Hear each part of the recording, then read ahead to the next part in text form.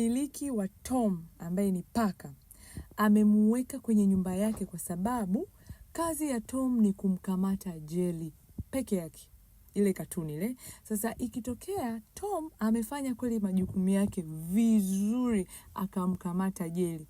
Unadhani kazi ya Tom ni nini tena ndani ya nyumba? Imeisha.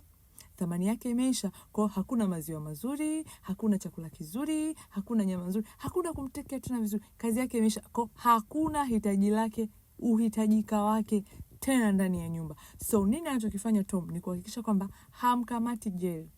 Ila anazuga. Akimwona bosi au mmiliki wake, anapita pale anamkimbiza. Kwa anaonekana anajituma sana, anafanya kazi. Anapewa chakula kizuri. Kama ni zawadi anapewa. Ushawahi kuangalia katuni ya Tom and Jerry? Okay. Sasa maisha yako wewe na vile ambavyo umeendelea kupretend na kuigiza yataisha lini? Lini utaanza kufanya majukumu yako? Lini utaruhusu kuwepo kwenye viwango ambavyo unatakiwa kuwepo? Au utaendelea kufeki kama Tom anavyofanya mbele ya bosi wake? Maisha uchawa yanatosha sasa. Come back to your real life. Come back to your real goals. Weka pale malengo, yapambanie, itafute fursa sahihi. Kama ni biashara, go. Kama ni kazi, work as ni mtu ambaye unatakiwa uko nje ya muda. Huyu Margaret Magnetic, vuta kiti. Agiza kunywa na ulipe. Kama umependa nilichokwambia, share na mtu fulani ambaye unamuona kabisa ni Tom ambaye anaendelea kula muda wake ambao hautarudi milele.